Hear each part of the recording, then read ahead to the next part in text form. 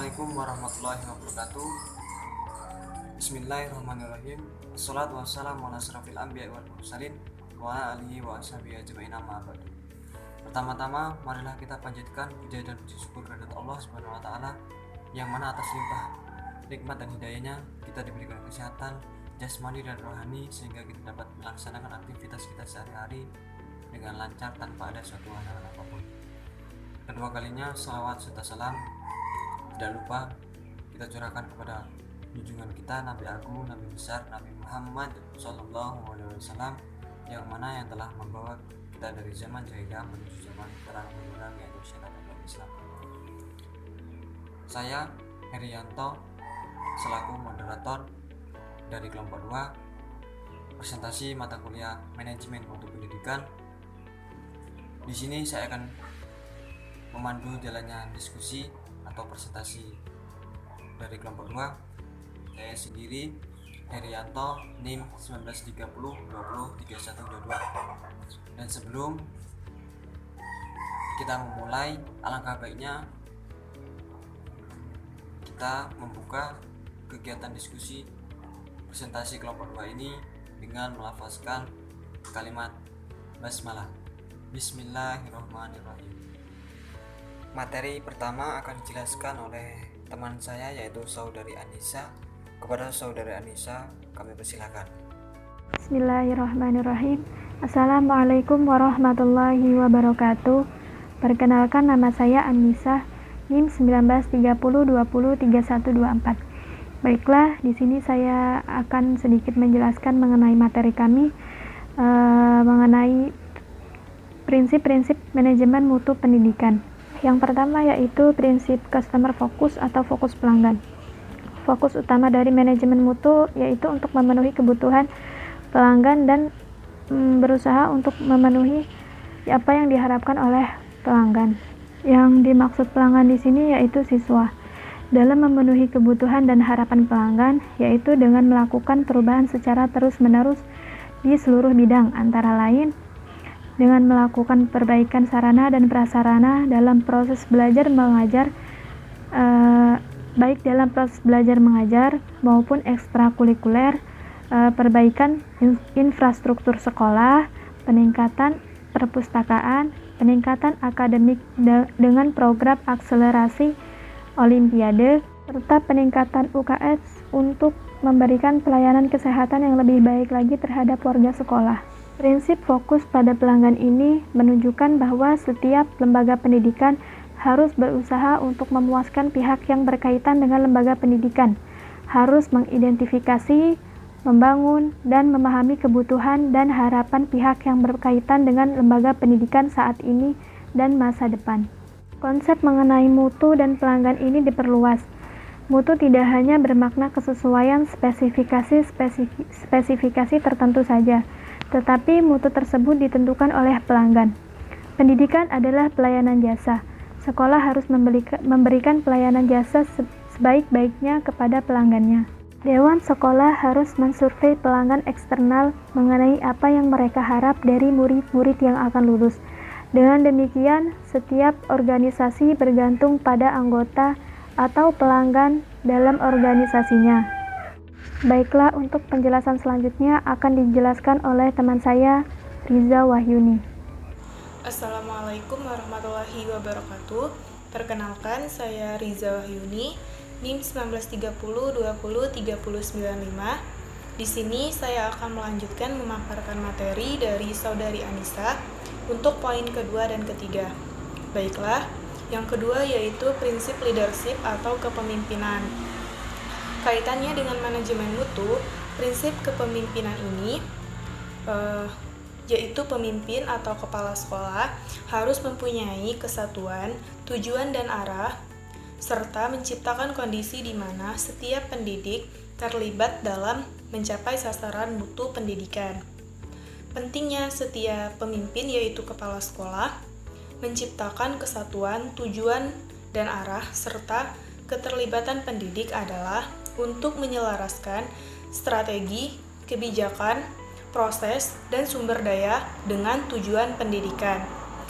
Lebih spesifik, beberapa hal yang harus diperhatikan dalam mengimplementasikan manajemen mutu yang berkaitan dengan prinsip kepemimpinan. Di antaranya, pertama, kepemimpinan harus memperhatikan kebutuhan semua pihak yang berkepentingan, seperti peserta didik, pendidik, pegawai sekolah, orang tua peserta didik, masyarakat, dan lain sebagainya.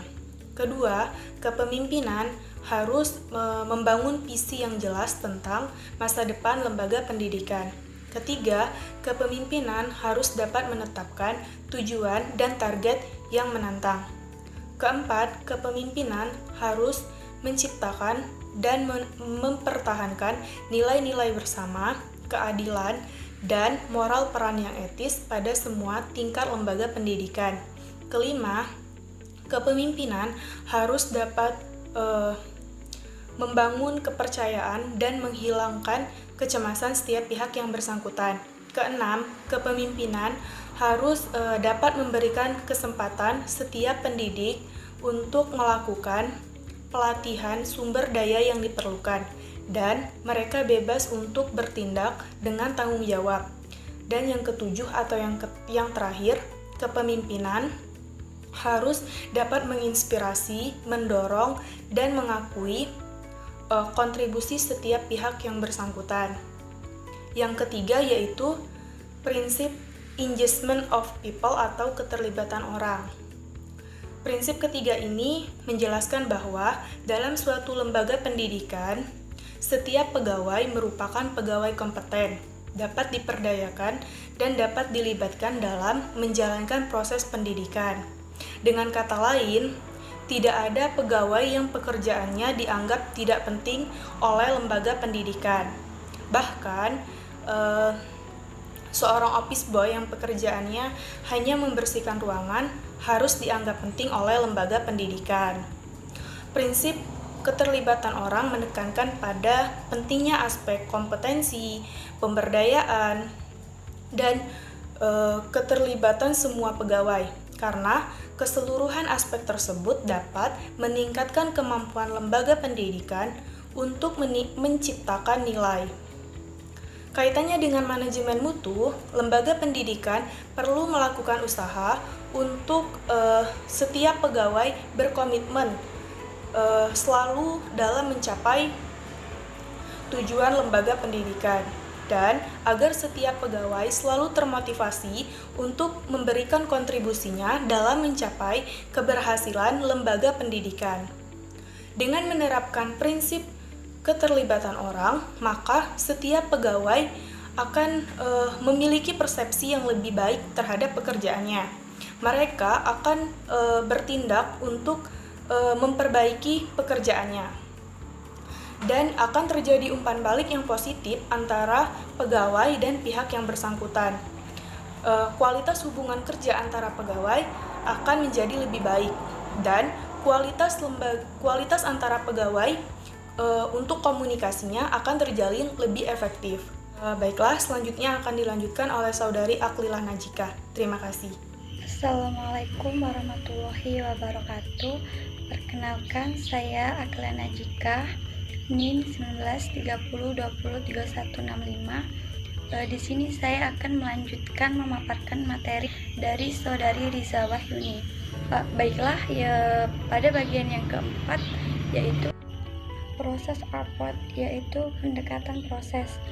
Proses ARPOD atau pendekatan proses ini mempercayai bahwa suatu hasil dapat menjadikan efektif dan efisien ketika kegiatan-kegiatan yang dikelola itu menjadi suatu proses yang saling berkaitan.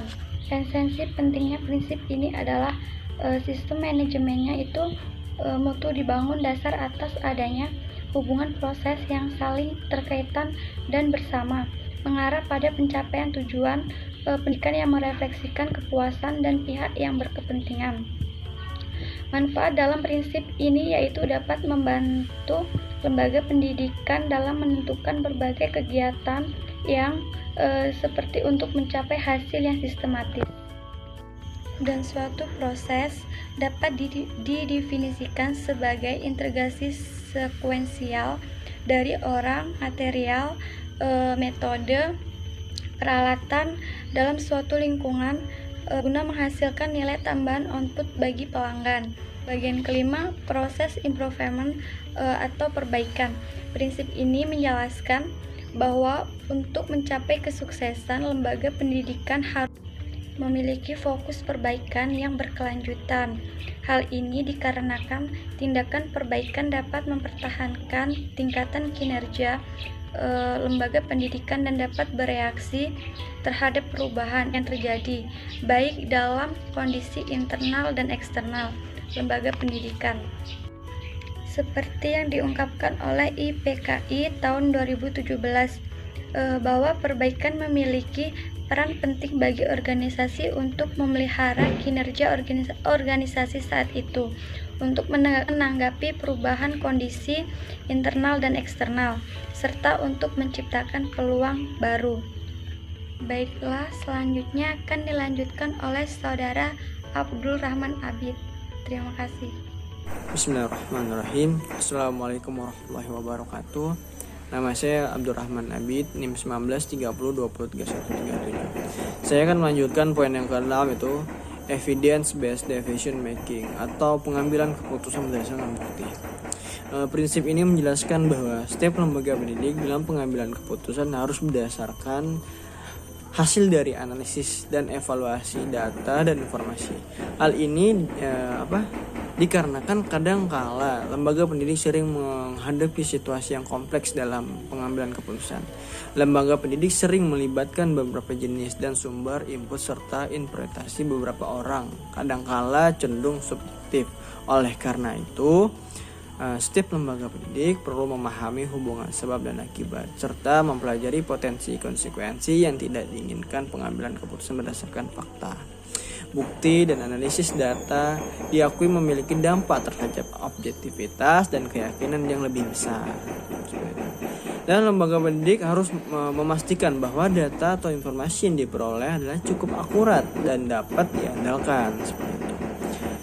Selain itu, lembaga pendidik harus menganalisis data menggunakan alat analisis dan evaluasi yang tepat. Keputusan yang efektif adalah berdasarkan pada analisis data dan informasi untuk menghilangkan akar penyebab masalah sehingga masalah-masalah kualitas dapat terselesaikan secara efektif dan efisien. Baik, lanjut poin yang ketujuh, yaitu relationship management atau manajemen relasional. Prinsip yang terakhir ini dari sistem manajemen ISO 901/2015 adalah menjaga relational management. Prinsip manajemen relasional menjelaskan bahwa untuk mencapai kesuksesan yang berkelanjut, lembaga pendidik harus mengolah hubungan dengan berbagai pihak yang berkepentingan. Dalam manajemen mutu dijelaskan bahwa pihak yang berkepentingan, orang atau kelompok, memiliki kepentingan dalam keberhasilan atau kinerja lembaga pendidik. Pihak yang berkepentingan dapat berasal dari dalam lembaga pendidik atau luar pendidik seperti para pendidik, peserta didik, komite sekolah, orang tua peserta didik, pemerintah, masyarakat, dan masih banyak lagi. Dan manajemen mutu jelaskan bahwa lembaga pendidik perlu menjaga hubungan yang baik dengan pihak-pihak yang berkepentingan karena pihak-pihak tersebut dapat berpengaruh kinerja lembaga pendidik. Prinsip manajemen relasional menentukan pentingnya lembaga pendidik untuk melakukan kerjasama menguntungkan, sehingga tidak ada pihak yang dirugikan menetapkan pengembangan dan perbaikan kegiatan bersama, menginspirasi, mendorong, dan mengakui prestasi yang dicapai peserta didik, dan melakukan komunikasi secara jelas dan terbuka dengan para peserta didik dan para wali peserta didik. Mungkin itu saja, langsung ke moderator. Terima kasih. Kesimpulan dari presentasi kelompok 2 yaitu untuk menjalankan mutu terpadu diperlukan perubahan baik dalam budaya dan sistem nilai dari suatu organisasi tersebut yang harus mengacu pada manajemen mutu pendidikan. Mungkin sekian presentasi kelompok 2. Saya selaku moderator meminta maaf jika ada tutur kata atau bahasa yang salah dalam memandu diskusi pada kelompok 2 ini, dan saya mengucapkan terima kasih kepada teman-teman yang sudah ikut dalam diskusi pada kelompok 2 ini. Dan marilah kita bersama-sama menutup dan mengakhiri diskusi kelompok 2 ini dengan bersama-sama mengucapkan lafaz hamdalah. Alhamdulillahirabbil alamin. Mungkin sekian dari saya akhiri. Wallahul muwaffiq ila aqwamit thoriq. Wassalamualaikum warahmatullahi wabarakatuh.